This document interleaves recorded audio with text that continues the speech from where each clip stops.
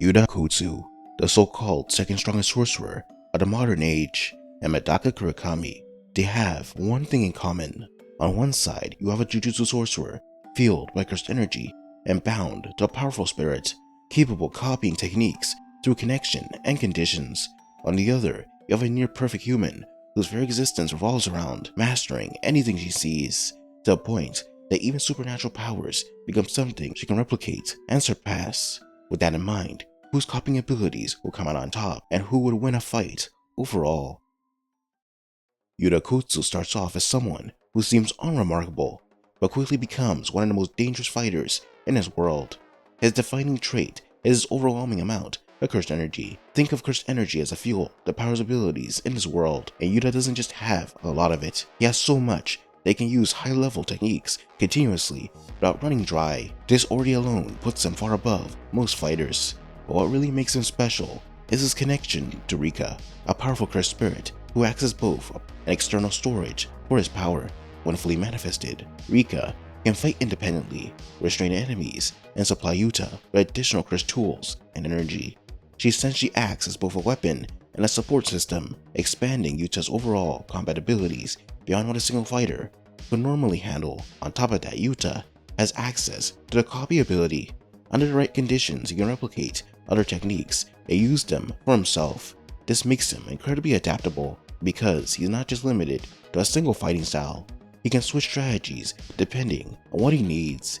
He's also highly skilled in reverse curse technique, which allows him to heal himself and even others by converting negative energy into positive energy. And then there's a domain expansion. One of the highest level abilities in the world, a domain creates a space where techniques are guaranteed to hit, removing the need to aim or outmaneuver the opponent entirely. Now compare that to Medaka Kurokami. From the moment she was born, she was essentially perfect. Not just talented, not just gifted, but someone can master anything almost instantly. Physical skills, intellectual challenges, combat techniques. If it exists, she can learn it, refine it, and push it beyond its limits in only a few seconds. Even without using any of her supernatural abilities, Medaka is already absurdly powerful. She can withstand attacks that destroy buildings, move at speeds far beyond what normal humans can perceive, and dominate in hand-to-hand combat simply because she is, by definition, better at whatever she chooses to do. Her base speed alone is one of the most important aspects of her abilities. There's a moment where she performs multiple actions within a confined space while a bomb is in the middle of going off, implying reaction and movement speed in the Mach 10 to Mach 20 range. But Medaka's true power lies in her ability, called the End. This ability allows her to copy any supernatural abilities or talents she witnesses and use it at 120% of its potential. If she sees an ability once, she can replicate it and use it better than the original user. This makes her incredibly dangerous in any situation involving unique or complex abilities, as those abilities can quickly become part of her own arsenal, and she can use it even better than the creator. The only notable limitation is that she cannot copy something that isn't an ability in a traditional sense, such as the biological capabilities of an entity. So when these two meet in a hypothetical battle, the first thing to consider is how the fight begins. Yuta, being cautious and intelligent, will likely start by assessing Medaka rather than going all out immediately. Medaka, on the other hand, tends to approach situations directly, relying on her overwhelming charisma and capability to handle whatever comes her way. The moment the fight starts, Medaka's speed becomes apparent. She will likely close the distance almost instantly, forcing Yuta into close combat before he has time to fully analyze her. In hand-to-hand combat, Medaka has a clear advantage. She has mastered countless martial arts and can adapt her movements in real time. Even if Yuta is killed with a sword, Medaka's whole existence is built around being better at these things. In a direct exchange, she will likely overwhelm him quickly, landing hits that could severely damage him. However, this is where Yuta's healing comes in. Damage that would normally end a fight can be reversed, allowing him to stay in the battle longer than expected. At the same time, Rika would enter the fight, attacking Medaka from another angle. This is one of the biggest challenges Medaka faces. Fighting one opponent is one thing, but fighting two coordinated threats, especially when one of them is a powerful cursed spirit, is much more difficult. Rika's strength and durability means she can't be ignored, and her presence forces Medaka to split her attention. However, this is where Medaka's adaptability shines. As she observes Yuta and Rika, she begins to understand how their abilities work. If Yuta uses the reverse curse technique in front of her, there's a strong possibility that she could replicate it, and if she does, the fight changes dramatically. Now Medaka isn't just faster and stronger in close combat, she can also heal herself, removing one of Yuta's key advantages. The same applies to Yuta's copy technique. If he uses a variety of abilities during the fight, Medaka can start to collect them, adding them to her own arsenal, and using them at a higher level. Over time, the longer the fight drags on, the more shifts in Medaka's favor.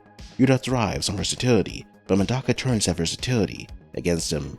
That said, Yuta has one major trump card: the domain expansion. If he recognizes that Medaka is adapting too quickly, he may decide to end the fight decisively by activating his domain. Inside the domain, his attacks are guaranteed to hit, which bypasses the speed advantage to a certain extent. For Medaka, this is the most dangerous moment in the entire fight. If she gets caught without any form of counter, she'd be overwhelmed by the sheer inevitability of the attacks. But even here, the outcome isn't completely one-sided, and Medaka has already observed enough of Yuta's techniques before the domain is activated.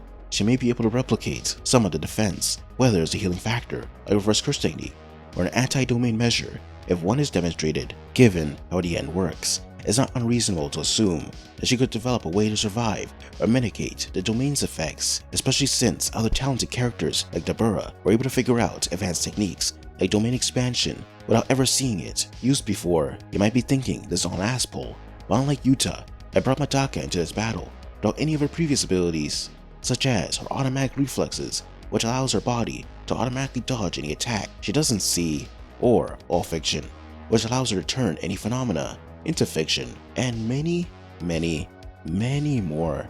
And it's not really an ass pull because what I'm describing is something she's fully capable of performing in her own series.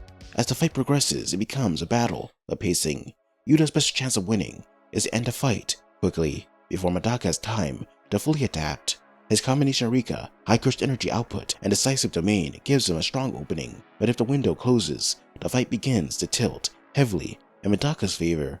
Her superior speed, her dominance in hand-to-hand combat, and her ability to copy and enhance techniques means she becomes more dangerous the longer she fights.